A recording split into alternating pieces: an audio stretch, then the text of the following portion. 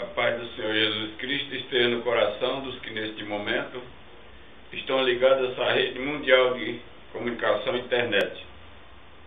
Hoje, em nome do Senhor Jesus Cristo, a gente vai ler Mateus capítulo 4, versículo 1 em diante. Então foi conduzido Jesus pelo Espírito ao deserto para ser tentado pelo diabo. E tendo jejuado 40 dias e 40 noites, depois teve fome. E chegando-se a ele o tentador disse: Se tu és o Filho de Deus,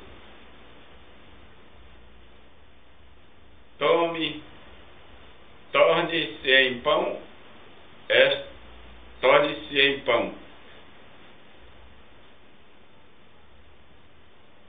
Manda que estas pedras se tornem em pão.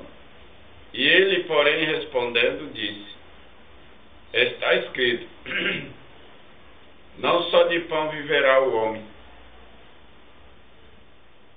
mas de toda a palavra que sai da boca de Deus. Veja bem, nem só de pão nós viveremos, mas de toda a palavra que sai da boca de Deus, que é o que saiu da boca de Deus, é o que está escrito no Evangelho.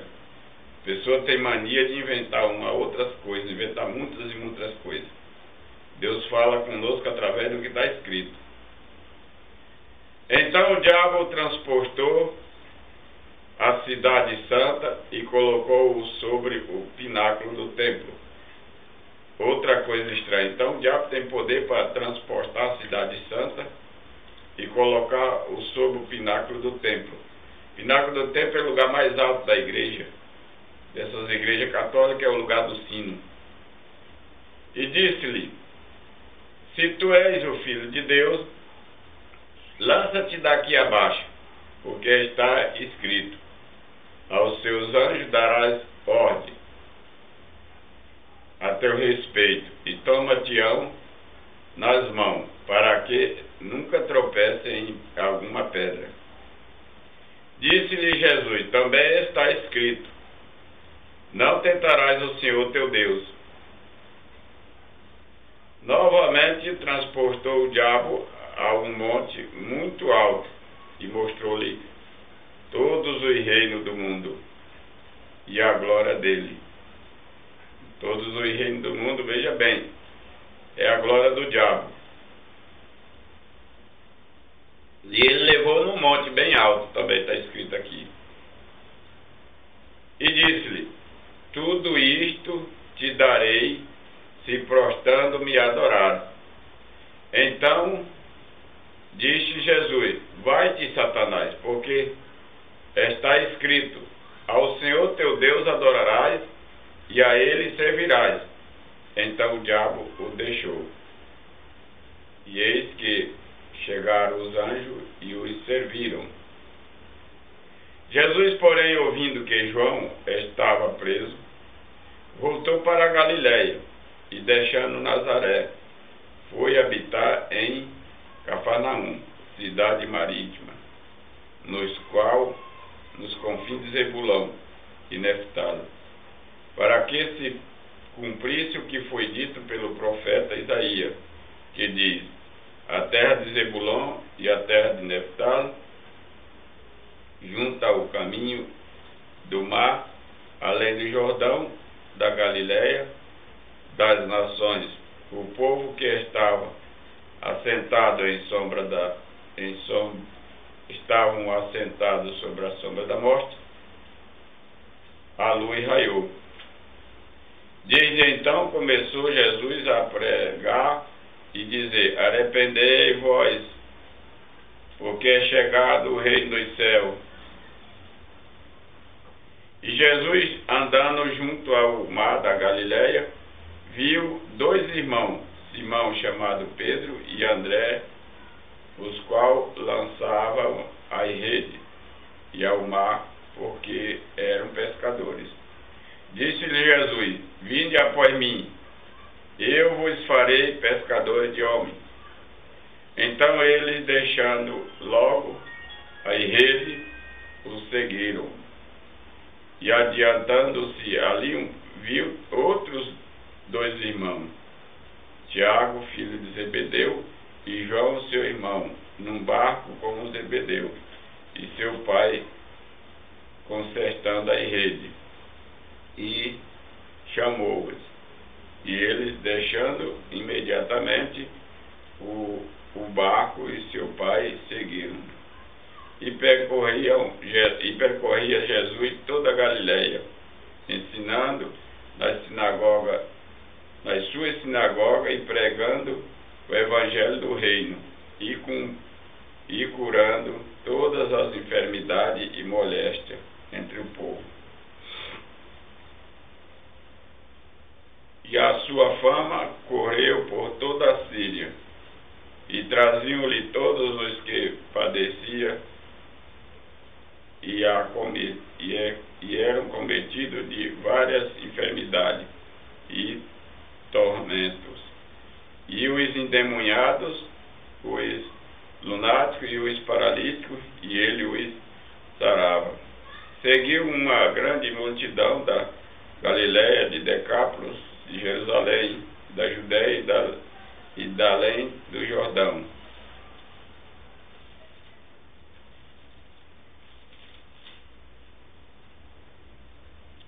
A gente vai ler também aqui os 5 hoje, porque a gente tem que antecipar os dias que a gente não faz a gravação. Jesus, vendo a multidão, subiu ao monte e, assentando-se, aproximaram-se dele os seus discípulos, e abrindo a boca os ensinava, dizendo: Bem-aventurados os pobres de espírito, porque deles é o reino dos céus. Bem-aventurados os que choram, porque eles serão consolados. Bem-aventurados os mansos, porque eles herdarão a terra. Bem-aventurados os que têm fome e sede de justiça, porque eles serão fartos. Bem-aventurados os misericordiosos, porque eles alcançarão misericórdia. Bem-aventurados os limpos de coração, porque eles verão Deus. Bem-aventurados os pacificadores, porque eles serão chamados filhos de Deus. Bem-aventurados os que sofrem perseguições por causa da justiça, porque deles é o reino dos céus. Bem-aventurados sois vós, quando vos injuriarem e perseguirem, e mentindo disserem todo mal contra vós, por minha causa. Exaltai e alegrai-vos, porque é grande o vosso galardão no céu, porque assim perseguiram os profetas que foram antes de vós. Vós sois o sal da terra, e se o sal se tornar insípido, com que se há de salgar? Para nada mais presta, senão para ser lançado fora e ser pisado pelos homens. Vós sois a luz do mundo.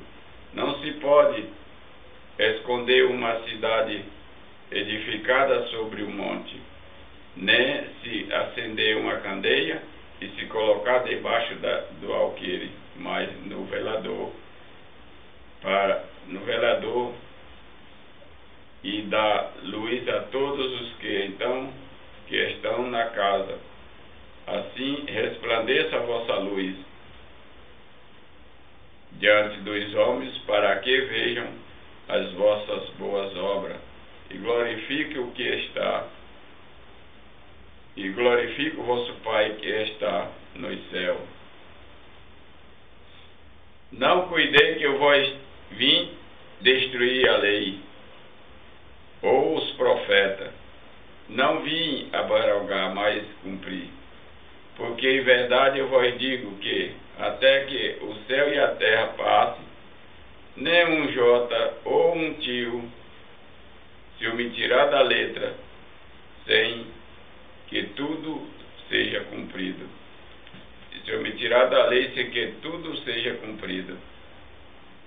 Qualquer, pois, que violar um destes menores mandamentos, e assim ensinar aos homens, será chamado o menor no reino dos céus.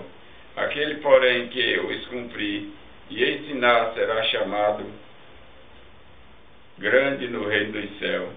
Porque vos digo que se a vossa justiça não exceder a dos escribas e fariseus, de modo nenhum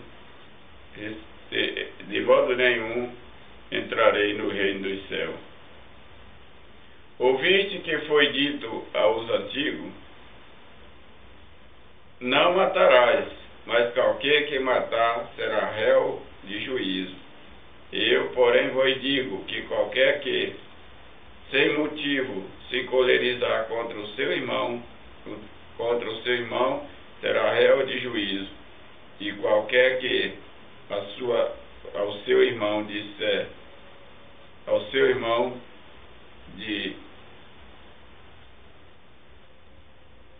aquele que chamar o seu irmão de raca, será réu do sinédrio. E qualquer que lhe chamar de louco, será réu do fogo do inferno. Portanto, se trouxer a tua festa ao altar, e aí te lembrar de que teu irmão tem alguma coisa contra ti, deixa ali, diante do altar, a tua oferta, e vai e reconcilia-te primeiro com ele, com teu irmão, e depois vem e apresenta a tua oferta. Conclui-te, concilia-te depressa com o teu adversário, enquanto está no caminho com ele, para que não aconteça que o adversário te entregue ao juízo, e o juiz te entregue ao oficial, e o oficial encarcere na prisão. E em verdade eu vos te digo que de maneira nenhuma saíres dali enquanto não pagarem o último centavo. Ouviste que foi dito aos antigos: não cometerás adultério. Eu, porém, vos digo que qualquer que atentar numa mulher para a cobiça, já em seu coração cometeu adultério com ela. Portanto, se o teu olho direito te escandaliza, arranca-o e atira para longe de ti, pois te é melhor que se perca um dos teus membros do que todo o teu corpo ser lançado no inferno. E se a tua mão direita te escandaliza, corta-o e atira para longe de ti, porque te é melhor que um dos teus membros se perca do que todo o teu corpo ser lançado no inferno. Também foi dito: qualquer que deixar sua mulher, que dê-lhe carta de divórcio e desquite. Eu, porém, vos digo que qualquer que repudiar sua mulher, a não ser por causa de prostituição, faz que comete adultério. Qualquer que casar com ela, com a repudiada, comete adultério. Outro sim, ouviste que foi dito aos antigos: não prejurais, mas cumpris os teus juramentos ao Senhor. Eu, porém, vos digo que de maneira nenhuma jureis, nem pelo céu, porque é o trono de Deus, e nem pela terra, porque é o escabelo de Deus, de seus pés, nem por Jerusalém, porque é a cidade do grande rei. Nem jurai pela tua cabeça, porque não pode tornar um cabelo branco ou preto. Seja, porém, o vosso falar sim, sim, não, não, porque o que passar disso é procedência maligna. Ouviste que foi dito, olho por olho, dente por dente. Eu, porém, vos digo que não resisti ao mal, mas se qualquer te bater na face direita, ofereça-lhe também a outra. E ao que quiser pleitear contigo, atirar-te a vestimento, larga-lhe também a túnica, a capa. E se qualquer te obrigar a caminhar 1 milha, vai com ele 2. Dá a quem te pedir, e não te desvie daquele que quiser que lhe empreste. Ouviste que foi dito, amarás ao teu amigo, ao teu próximo, aborrecerás o teu inimigo. Eu, porém, vos digo, amai aos vossos inimigos, bendizei os que vos maldizem, fazei bem aos que vos odeiam, orai pelos que vos maltratam e vos perseguem, para que sejais filhos do Pai que estás no céu, porque fazem que o seu sol se levante sobre maus e bons, e a chuva desce sobre justo e injusto. Pois se amarde os que vos amam, que galardão tereis? Não fazem os publicanos também o mesmo? Se saudai unicamente aos vossos irmãos, que fazeis demais? Não fazem os publicanos também assim? Sede vós, pois, perfeito, como é perfeito vosso Pai que estás no céu. Veja bem, meu irmão, que aqui, olha, tem tanta profundeza aqui, só nesses 2 versículos que eu já li por último, que se a pessoa for ver, ó, se você está amando somente os irmãos daquela igreja a qual está lá congregando no seu pé, você não está fazendo nada que agrada a Deus, nada diferente, pois os publicanos fazem assim. O que Jesus aconselha aqui? É que se alguém está massacrando, que está dizendo que tu tem que amar o teu próximo e aborrecer o teu inimigo. Isso é o do Velho Testamento. Mas aqui está dizendo, Jesus está dizendo, eu, porém, vos digo, amai ao vosso inimigo. Quem é o vosso inimigo maior de toda a face da terra, que você considera? Não é o diabo? Então você tem que amar o diabo. Você tem que amar ao diabo, os seguidores do diabo. Você tem que amar os inimigos, todos os inimigos, todas as pessoas que por exemplo, contra a palavra de Deus, que não vive a palavra de Deus, que não é nem os que pregam, porque tem milhares pregando, mas viver mesmo só tem 1%, ou que seja muito 2%, vivendo a palavra de Deus, por isso são odiados. Então aqueles que estão te odiando, tu tem que amar aquele que está odiando, tu tem que orar por eles, tu tem que bem dizer deles. Porque se ele fica maldizendo de tu, mesmo que tu esteja praticando bem, ele fica maldizendo de tu. Aí, por exemplo, tu vai ficar dizendo também maldizendo dele? Não, bem diz dele, fala o contrário, ele está falando mal de tu, tu fala bem, mesmo que ele não mereça, mas continua falando bem, continua sendo bom, continua sendo aquela pessoa que tu prometeu a ser Deus, para Deus, a ser bom. Então todo mundo está vivendo mal, está vivendo uma vida imperfeita. Quando vai para os pés de Deus, promete a se santificar. Fazer o bem, fazer o bem, fazer o bem. No dia que tu faz o bem, tu não é um santo que faz o mal. Então tu vai ser o quê? Um santo, uma pessoa que está santificando por estar fazendo o bem, obras boas, coisas boas. O que Jesus aconselha? Orar por aquele que vos persegue e dizer bem daqueles que vos diz mal de você.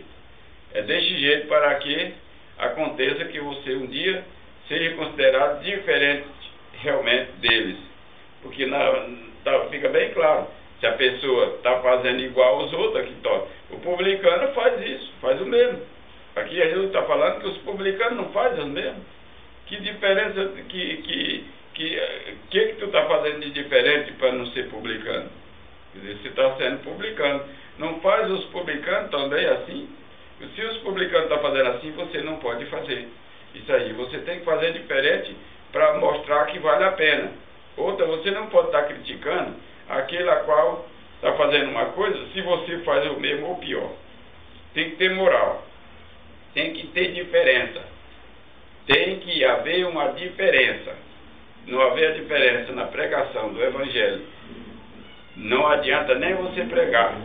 Não houver diferença na vivência do Evangelho, não adianta nem você pregar, porque os que vão ouvir não vão praticar, porque você não está sendo a diferença.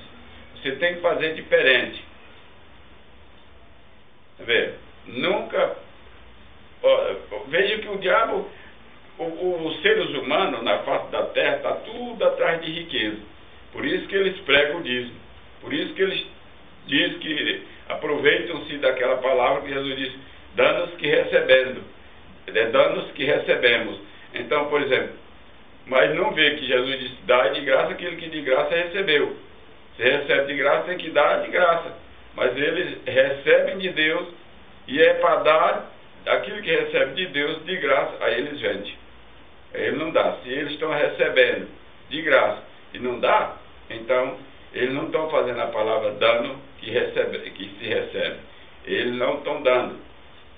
Tem que receber e dar de graça. Aí recebe também de graça.